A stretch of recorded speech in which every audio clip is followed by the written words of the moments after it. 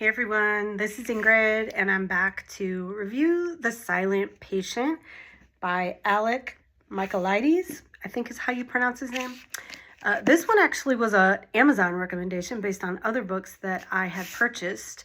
But look at that cover. I mean, how cool is that? You know, at first when I saw it, I thought this was like a blade or something, and I was like, oh. But it's the paper that's torn back, and I thought, oh, that's even more interesting. How cool. Anyway, I gave this one a 5 out of 5. It is definitely a medical mystery, and I'm a big fan of that type of writing. Full of psychological suspense, and this book hooked me very quickly. Initially, it starts like two separate stories that are running in parallel. Main character, well, there are kind of two main characters.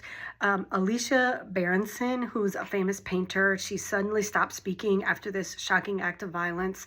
And Theo Faber is the psychotherapist that is determined to uncover why she did it. You are getting a full story of both sides of these, or both of these characters. You're seeing the entire story from each of their perspectives. I love that. What made the structure so compelling is how controlled the storytelling is. You're slowly guided through Alicia's silence, and while simultaneously you're following Theo's growing obsession with her case. At first it feels like two narratives that will eventually meet, but when they do collide, it's far more intricate than expected. As the layers begin to unfold, pacing tightens dramatically. I found myself completely glued to these pages, and I mean glued. I think I read this book in 2 days. Boom, 2 days. I don't know, but maybe for you, that's not a big deal. But for me, I was never a big reader before. It used to just make me sleepy, and I just didn't like to do it. So for me to just pick up a novel and just burn through it in 2 days is unbelievable for me.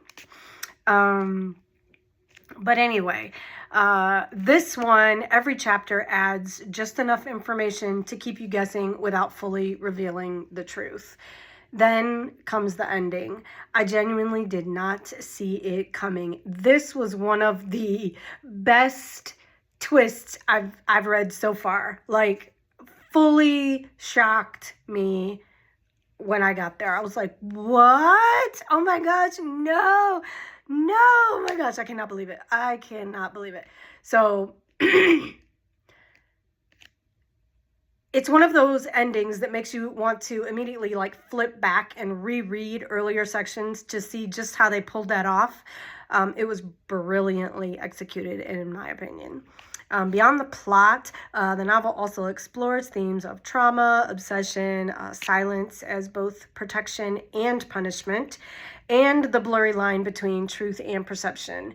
Alicia's silence becomes its own kind of language throughout the book, one that everyone around her tries to interpret, control, or break. Theo's perspective adds another layer of psychological tension, especially as his personal motivations become increasingly entangled in the case. And of course, he has a motivation, of course he does. The story raises unsettling questions about how far someone will go to uncover the truth and what happens when the truth isn't what they expected. One of the strengths of this novel is its atmosphere. It feels claustrophobic at times, especially within the psychiatric setting, which enhances the sense of unease. There's lots of background given in that setting, and you can really visualize it. Even if you've never been there, you've seen lots of movies and portrayals, and it definitely is giving that. You're never fully comfortable reading it, and that's exactly what makes it so effective. While I know some readers may debate the twist or have mixed reactions to it, for me, it worked perfectly. It elevated the entire story and tied together what initially seemed like separate threads into a single cohesive revelation. Overall, it's a gripping story. It's fast-paced psychological thriller with a standout twist that delivers exactly what thriller readers are looking for: tension, mystery, and a conclusion that genuinely surprises. If you enjoy psychological thrillers, unreliable narratives, or medical mysteries with a dark edge, this one is definitely worth reading. So curious, did you read this one? And what did you think about The Silent Patient? Let me know.